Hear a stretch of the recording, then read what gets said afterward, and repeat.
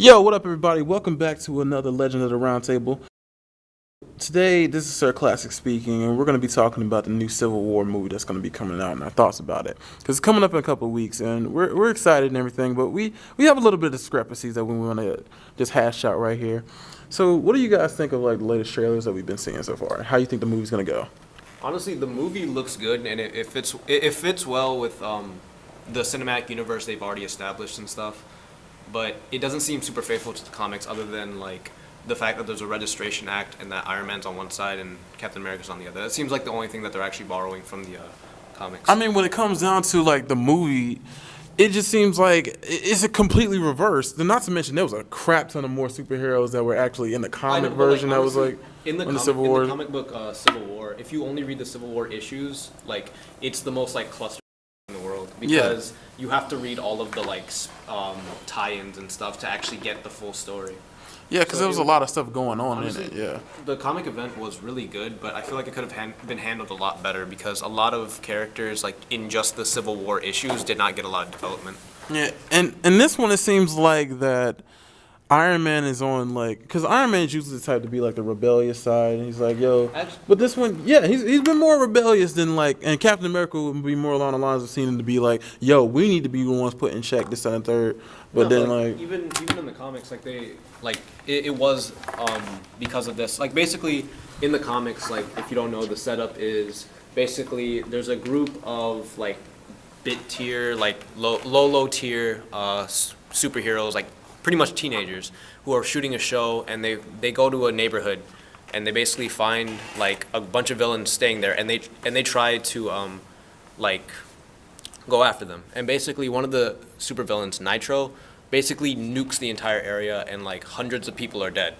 Mm-hmm. So the reason that Iron Man's kind of on the pro registration side is because one of the mothers whose child was killed in that basically like comes up to Iron Man, like spits in his face at her son's funeral because he shows up there. And basically I feel like that's a big part of why he's on the pro registration. And the fact that Captain America is anti-registration probably stems from him always kind of being above the government, like even back when he was a super soldier. Mm-hmm. Well, when it comes down to it, I myself have always seen like Tony as a maverick anyway. I feel that he doesn't see like the harm that the bill could possibly cause because he's out in the open. He's always been saying that I've always been Iron Man. Tony Stark is Iron Man. And not to mention the fact that like he's doesn't have too many villains that are coming after him because he's killed all of his villains. Like, even when he had challenged the Mandarin, that was the only reason that they had found his house, because he had literally gave him the address. Oh, you're talking about the movie? In the movie universe, yeah. Yeah. Cinematic. In the cinematic universe. But when it comes down to it, it's just like, I'm always Team Iron Man. It's just, I've just always seen that he knows what he's doing, even though it seems like he doesn't. Like, Captain America, in the movie, I never really got too deep into the comic book issue, but like from what I'm seeing from the movie, it seems that like where does Bucky fall into play here? Is she just wanted, or? Yeah, no, because from what it seems like, yeah, the government kind of wants Bucky and wants to kill him because, you know, in the previous movies Bucky was a bad guy, but then since Captain America and Bucky were like friends from childhood, I'm pretty sure that's gonna play a big part in the movie as to why he's rebelling. And like this is a Captain America movie, and they're calling it Civil War, and like, but it seems like now more people are more interested in seeing the new SpiderMan and Black Panther rather than Captain America himself. You know what I'm saying? So I would have just said like I would just call this just like Marvel presents Civil War, and not Captain America 3. Like, from what it seems right here, they are putting a big focus on Captain America specifically because of the whole thing with Bucky and then like his relationship with Iron Man as well. Mm-hmm. So I feel like they're putting more emphasis on that anyways. Because from what it seems right there, Black Panther and Spider-Man are just kind of supporting characters, even though in the comics like they're a lot more important. Like, where do you think Thor and Hulk are during this time?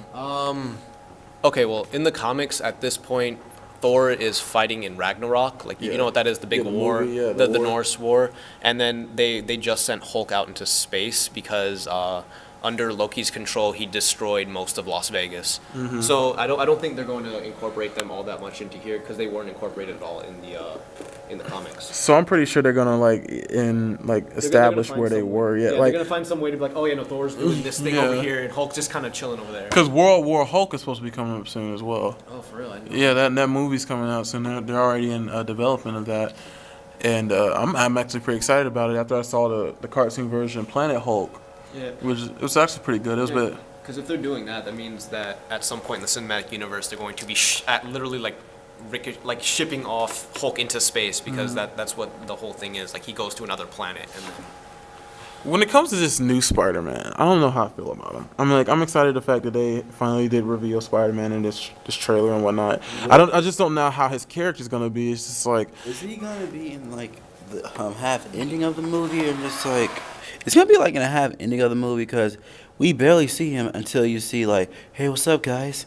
Grab then that like, if Spider-Man is like the king of quips and like. Taking the shield from Captain America, then tying his hands up, then catching the shield, you just get from him, oh, hi, guys. Like, what? Yeah, like that's not Spider-Man, you know? I mean, like, he's literally said one line in all of the trailers. I don't think we can make a fair assessment. I swear to God. I know I'm not making a fair assessment, but like, we're trying to get hyped for the new Spider-Man, the new guy that's coming out. Honestly, I think aesthetically he looks good, because he looks like old school Spider-Man. Yeah, like exactly how he looked from the comics. Yeah, like old school, and then with some aesthetic changes. A lot of other people were getting mad that his mask is animated. Oh yeah, because it doesn't look as good as like Deadpool's, because Deadpool's was a lot of CG as well. Yeah, I mean Deadpool's like mask has always moved whenever like he spoke and everything like that, so it worked. Yeah, that's what I said. He just emotes. But like when it came down to Spider-Man and like the Spider-Man cinematic movies, his mask didn't move like that. Yeah. No. It's still a mask. Like it's not gonna like open up like wider because his eyes or anything like that. It's just a simple fact that. This is Spider-Man, and like Deadpool breaks the laws of physics, so we're gonna be like, okay, yeah. Oh no, that's fine. Like I can force my mask to change with my aesthetic to my face. I was just like, okay, Spider-Man, you could be in the movie. However, you're gonna have to be in like in this one scene only because this is basically a Civil War, and it has Captain America's name on it. And I'm like, I think Spider-Man's gonna play a really big role in because in the comics, like Spider-Man is like a pivotal character in the entire thing. Because like the three main characters like Captain America, Spider-Man, and then Iron Man. Those are like the three main characters you could say in the Civil War arc. Yeah, because Spider-Man's dealing with like a lot in the arc himself because like he actually decided to side with Tony and revealed himself, and then later on in the comic book series, a lot of events had happened where Kingpin had put a hit out on Aunt May and shot her. And it ended up forcing him. That happened at the very end. At the end? That happened at the end of Civil War. The reason that he switches over sides is because there is one like big battle between all the like heroes and stuff. And at this point, since Thor is fighting Ragnarok, like basically he's assumed dead because his hammer comes back to Earth. And Reed Richards, Mr. Fantastic, he basically bioengineers a new Thor that can use the hammer, but the new Thor doesn't quite get like social cues, so he ends up killing one of the heroes. So wait, wasn't Goliath. that Billy Ray? I don't think so. I'm not sure. Like the one that could hold a hammer, because there was the other. No, it's a completely like bioengineered like new like organism that basically looks like Thor but has none of his like memories or like anything like that. And he basically kills one of the other heroes. Goliath. So like, hold up. So now you can like just basically bioengineer someone who could like pick up the hammer. Basically, because it uses Thor's DNA. So I'm guessing like it doesn't matter like who shall be worthy and all this other stuff like how Tony had said. Because there's this whole thing where Doctor Doom escapes from hell to try and get the hammer, and he can't pick it up because he's not worthy. I mean, then on top of that, like we have people like who could use the hammer and put it like they're really good use. That like Vision lifts the hammer like no problem. Because he's worthy, I guess. Like he's worthy because he's an abstract to the world. So, it's like he wants all good, but just not in the ramifications of humans. In Civil War, like. Does Vision? Does he die? No, Vision does not die. Okay, I'm just making sure because like hold on. If you're good with some slight spoilers, at the end, Captain America does die. Yeah, Captain America dies at the end of Civil War. He gets killed by Crossbones, who is actually in this trailer. Like if you look like the guy with the mask who like kicks a dude over, that's Crossbones. He kills Captain America in the comics. Yeah, he does. Actually, he was in Captain America too. I'm pretty sure. But Yeah, he was. I don't think they called him Crossbones. They called him something else. There he is, right there, like right there on the little slide right there. Yeah, That's Crossbones. yeah, that's Crossbones right there. There he Yeah, is. I just Well, like the I audience watched it on. No, they can't see it, but I saw that on Watch Mojo, and like he kills him, then someone else like literally shots him. I was like, what the fuck? Yeah, a lot of it gets like super intense near the It end. does. I'm like, damn. Yeah, especially when like Aunt May gets shot, and then Yeah. like at that point, that's like Spider-Man's arc after the Civil War. Yeah, he's just- he goes back into the black suit. Like he doesn't have the symbiote, but it's just a black. just suit. a black suit. It kind of shows that he's like super pissed off. He's just mad as fuck. like she's not dead, but like what he's doing She's is an he's intensive character. yeah he's running around looking for everyone. He goes to Hyperion, like he goes to Reed Richards, Doctor Doom, searching all over to find somebody that can help his Aunt May like survive this, and it's just nothing. And then like it ends up to where he meets his own daughter as a ploy from Mephisto to get him to make a deal with him, to where like the deal just ends up sour. It just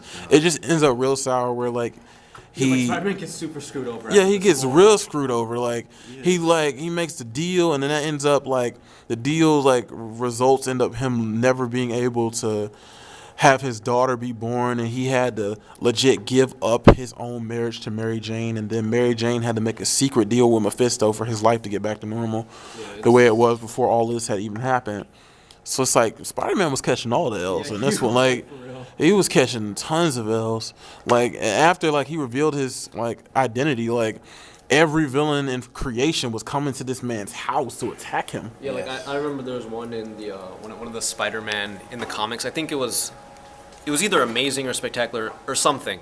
It's basically when he's teaching at a high school, and then there's like 3 different like Mysterios who come up and try to like basically kill him. Yeah. Because like there's one Mysterio who's basically the younger brother of the old Mysterio who killed himself, and then there's the Mysterio who is basically a friend of the old Mysterio who killed himself, and then there's the Mysterio who killed himself who comes back with a huge hole in his head, like straight up, and he's just like, nah, man, I'm just here. Yeah, bro. Like you gonna catch this hands, even though I got this hole in my head. It's not gonna Catch these hands, just because yeah. I got a hole in my head, it's not gonna change anything.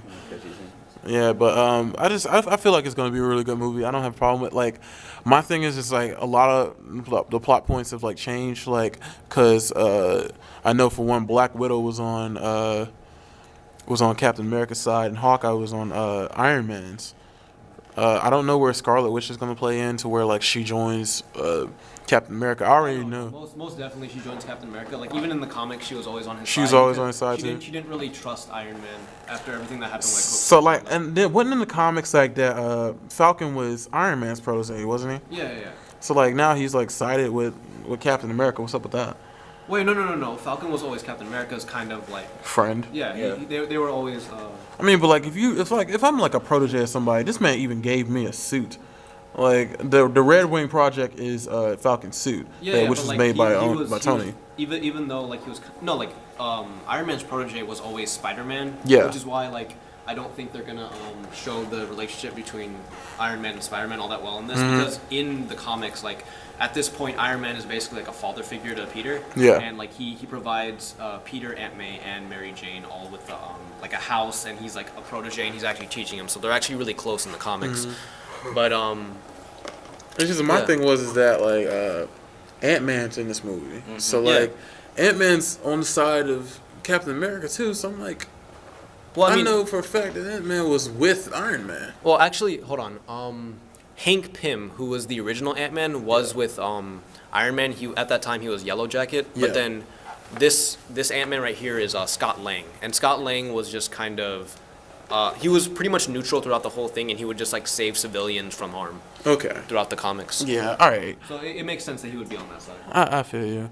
Yeah, it's just like War Machine and all the rest of them. I feel like they're gonna be really good in this movie. Honestly, War Machine in every shot just gets his ass kicked. Like legit. Like, and I'm like, why is the black Also, guy what have to made me take the mad- L's? What made me mad was when Captain America and Bucky were both beating the shit out of Iron Man. But like in the comics, there is one scene where Iron Man is literally like, "All right, I can read all your moves before you do them." He beats Captain America to the brink of death. Like legit. And that's why I'm like, why? Like when I first watched the trailer, I'm like, why is this man taking L's like this? Yeah, There's like no he's- reason. Like he's kneeling down, like taking hits from Like, Isan, like bruh. He's blocking one, then another one just comes out of nowhere, bodies him. And I'm like, just- what is going on? Like, I'm what are just you like, yo, doing? no. Like, what? Like, y'all jumping him? Where's Iron Man's backup? Like, what? No, like, Iron Man doesn't need, like, in the comics, Iron Man doesn't need He doesn't backup. need backup, but like they're tag teaming this man. They're trading the shields off. He's throwing the shield, kick flip. Oh, you hit him Honestly, off the face back. it's a cool scene though. I mean, it's a cool dope scene, but it's like, scene. yeah, like, but if you guys like this video, let's let us know what you guys think in the comment section below. Please subscribe and like, please, so we can get more views and bring you guys more content along the lines of this. All right, talk to you guys later. Peace.